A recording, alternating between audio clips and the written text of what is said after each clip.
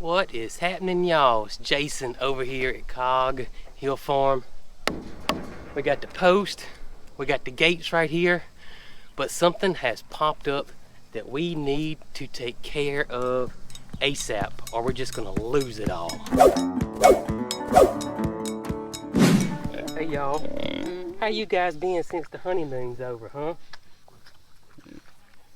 I wish y'all could have went somewhere nice like Jamaica or the Bahamas or something. There's somewhere over there, y'all, that there's an island that these pigs just swim around in the ocean. I can't remember where that is, but maybe like on y'all's 5th or 10th year wedding anniversary, y'all can go over there. That'd be cool, Loretta. And Mr. Gus. Yeah. Well, I just wanted to come over here. I know everybody's been wanting to know how y'all been doing since the honeymoon's over, and I wanted to show everybody y'all are all okay. All right, guys, y'all have a wonderful day, and be thinking about that trip to that island where them pigs are, you know. Loretta, you make even wear your bikini and have some pina coladas over there with fresh coconut.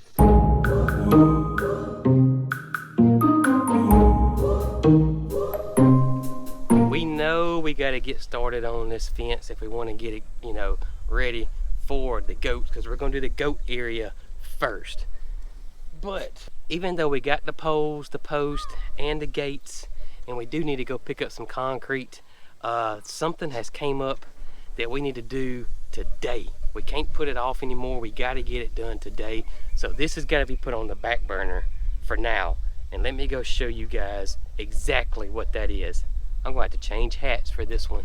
Before we get started on our big project today, we need to go check on the newest additions here on the farm, and that is the 12 little baby chicks Brooke got in the last video. So y'all come on, let's go check them out, see how they're doing. Let's see how the newest additions are doing. Everybody's doing good. There they are in the back there. I believe that's Branta right there, Branty. She went to the back though. But the little chicks are doing well. Oh my gracious. Is it Branty or Branta?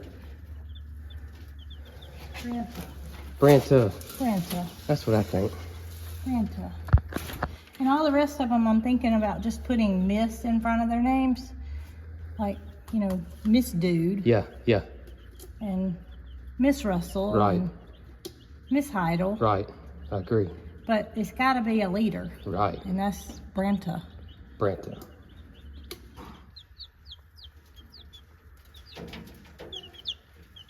All right, little chicks, y'all have a good day.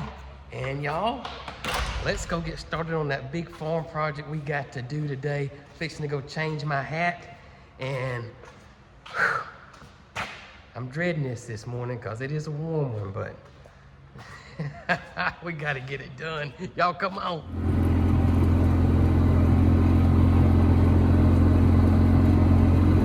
Me and Brooke are in the pea patch, and we have got to get these things picked before we lose them. I'm gonna be honest with y'all. The garden kind of took a back burner, especially after the tomatoes got done, but not only because of us trying to get the pastures in the barn ready, but y'all, I have never ever seen a summer like this. This is insane. The weather has been over 100 degrees for like 6 weeks straight, maybe even longer than that with the heat index. It is crazy. And the lack of rain, or when we do get rain, it's like we get 3 inches at one time and then go 3 weeks with no rain. And then you get a huge storm system again, and then 4 weeks with no rain. So you're getting rain, but all the rain's coming in one day. It's not like where you get a good steady rain, you know, 3 or 4 or 5 days. And the garden has been suffering. And not only garden has been suffering, we suffer out here trying to work it. I mean, this has been just a roller coaster ride when it has come to gardening this year. We're out here early this morning trying to get the peas done, but they are ready, and we should have 2 crops this year. This is the first one, and then we'll have a second one probably in about 3 or 4 weeks, because we planted another succession planting of pink eye purple hull peas, which is our family's favorite. Not only we're gonna do this, I can't wait to show y'all. If you've been a fan of ours for a long time, you've seen this, but if you haven't, I can't wait to show y'all how we're going to shell these peas. I love this. It's a mess of them, ain't it? It sure is. I was going to tell you, you don't have to worry about me being finished before you do. Reckon how many we got? We don't want to guess. Several bushels, I'm guessing. They're beautiful. Aren't they beautiful? Man, okay.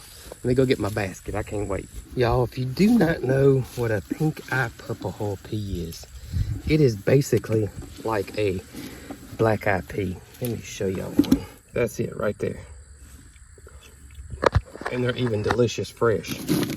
This is a vegetable that is a staple here in the South. I mean, this is what our grandparents grew. This is what we grow. It is amazing with cornbread.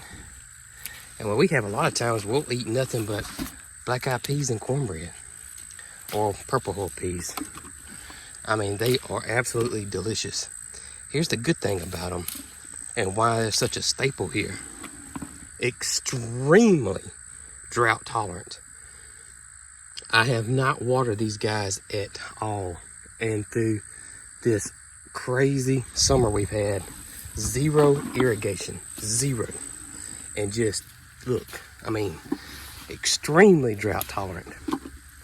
Also, not many pests either at all, which is another awesome thing about them, is that there's not much pest pressure. And you can do several things with these. What we like to do is we're going to shell them and then put them up. But you can use them, you can pick them early like this and use them as snap beans. Or you can let them dry out, say like this one, and then you can use it as a dry bean.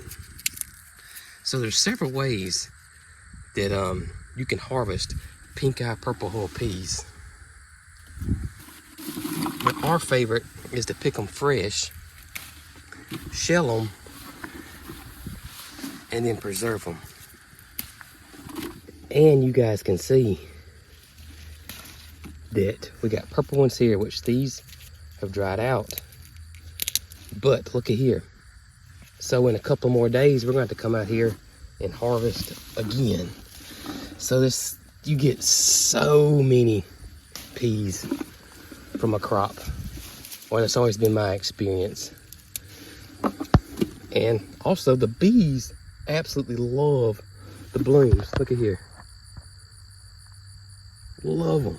And y'all definitely can see why they're called purple hull peas. The black eye in the middle has got a little pink surrounding around it. So hence the name pink eye purple hull.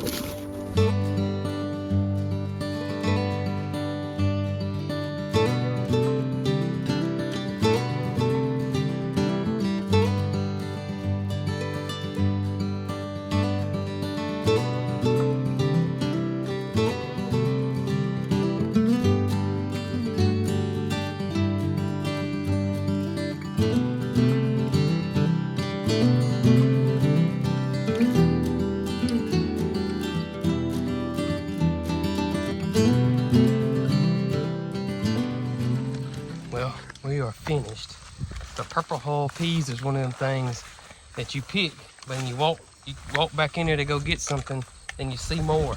You'll keep finding them. So at some point, you gotta stop. You just can't keep on. You got to stop. So we think we got the majority of all of them, and let me go show y'all how many it was. All right, so we got this huge basket here. We ran out of room, so we had to start dumping them in the car here. Right there. But y'all look at this. Look at That is. That's a half a 55-gallon drum. So that's 25 gallons there. And I don't know how many gallons that is. I'm guessing 5, maybe. So maybe 35 gallons? 30. Yeah, I'm thinking about, yeah, I think you're right, around 30, 35 gallons worth of pink eye purple hull peas. Do you like fencing or picking peas better? I like picking peas better. Me too.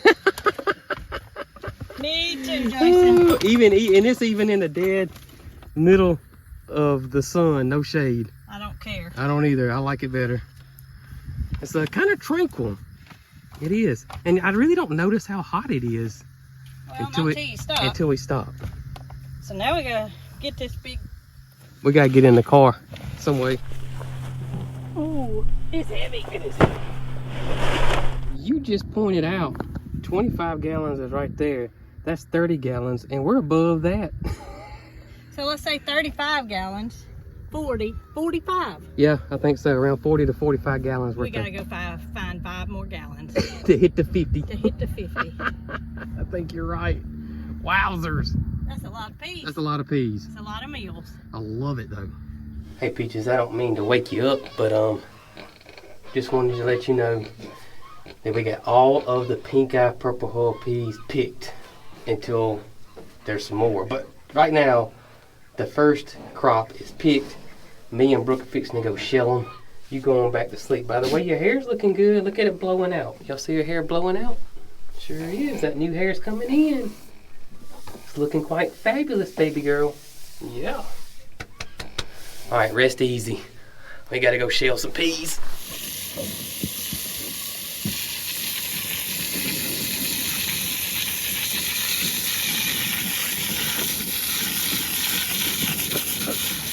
All right, so I got a treat. If you've never seen this, this is pretty awesome. Let me show you this right here. Come on, let's pick it up.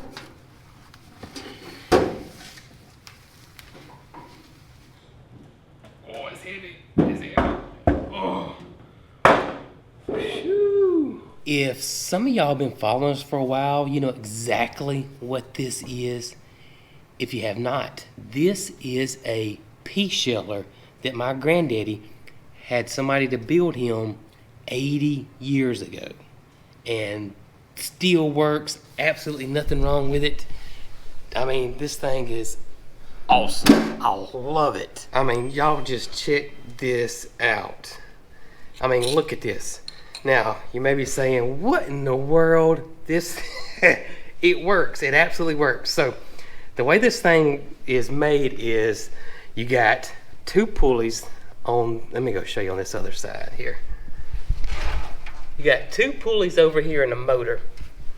And the pulleys hooked to these rollers, which are probably old washing machine rollers. Back how you wash clothes or dry clothes, you would run them through the roller to squeeze all the water out. So I'm guessing that's what these are.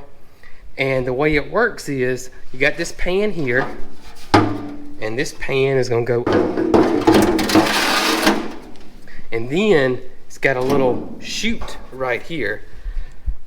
So when you run the peas through here, this is gonna squeeze it just enough to pop that pea out. The pea is gonna come down and fall in here, and then the shells are just gonna fall right here, which we will compost. I mean, it is just as basic as they come, but y'all, you talk about saving time. Oh my gracious. This thing right here will shell some peas. Now, Much faster than these. much faster. Now, it has been a while since we've used this. I'm guessing maybe 4 years. At least. So I just cranked it up. It works.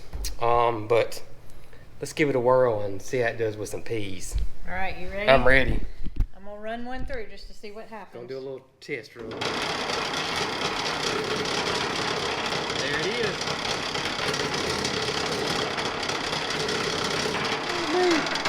And look at there. Isn't that awesome? Now, is it perfect? No, it's not perfect. But this thing will get it done. It has been in my family for 80 years, and I love it. I absolutely love it. I love the story behind it. I love that it's passed down to me, and I love that we're still using it today. And what we'll do is we'll just dump a whole bunch in here and we'll just start going with it. Ready?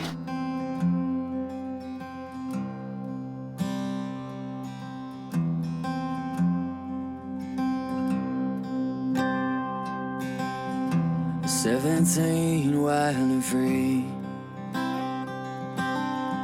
and brown hair flowing in the wind,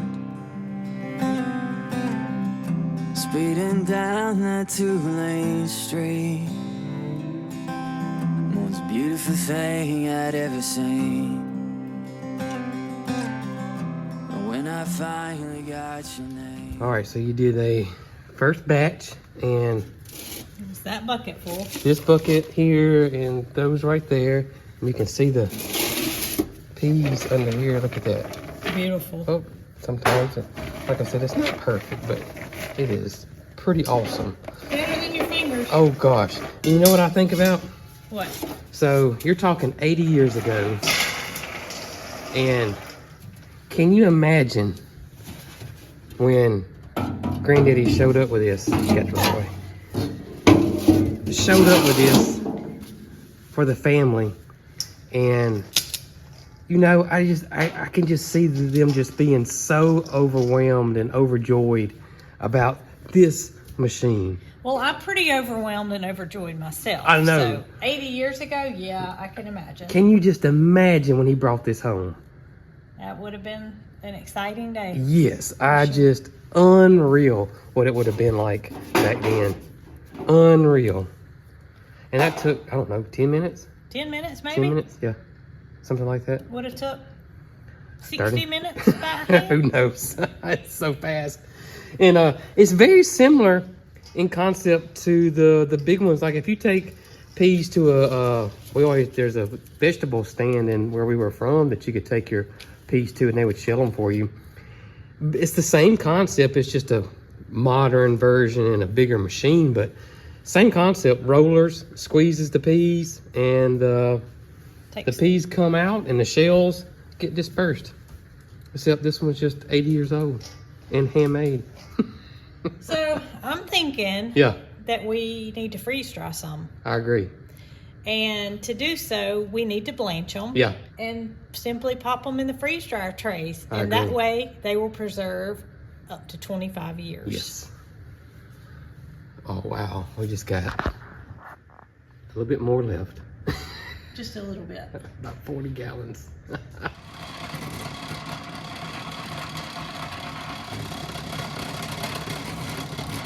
the peas are ready, and we're gonna go ahead and start prepping them to be preserved via the freeze dryer, and we're gonna blanch them, and that is just put them in some boiling water for about 1.5 to 2 minutes, and then stop them from cooking in some ice water, and then let them dry out. We're gonna put them on the trays and get this freeze drying process ready.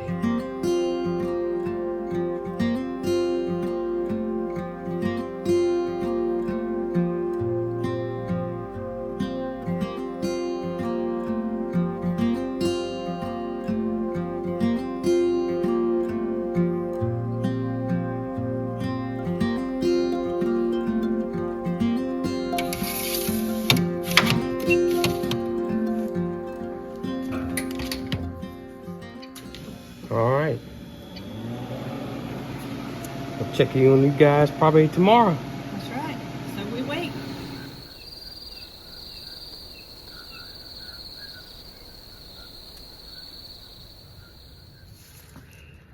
There they are. We got them out of the freeze dryer. And like anything else we freeze dried, they're extremely light because like 99.9% of the water content is gone. Let me go get some dried ones and Okay. I'll compare them. All right. That is weird. They do taste just like fresh peas.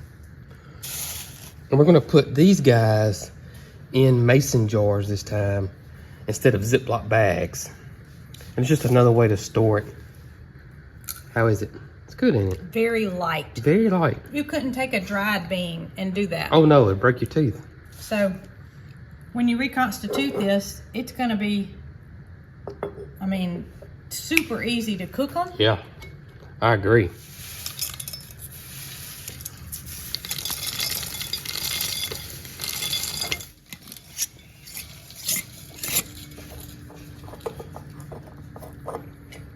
And there we go, y'all. These will last a long time in the mason jars. No hot water bath, no refrigeration. We're just gonna screw the lid on real tight and just sit them on our pantry shelf. And then come wintertime, when fresh peas aren't available, we're gonna have fresh pink-eye purple hull peas and probably some cornbread. What do you think? Probably. We may even have collard greens ready when we eat these. Or we have freeze-dried collards if not. That's right. Well, guys, if y'all ever interested in a Harvest Right freeze dryer, link down below or on our website, coghillfarm.com. And as always, if you do use our link, we do get a small commission at no extra cost to you guys, and that's anything you get on their website if you use our link. And it helps our farm out tremendously. Well, Holly, it is another day, ain't it, baby girl? Yeah. And we got things to do, right? Y'all, I hope y'all had the best day ever today. Y'all be good.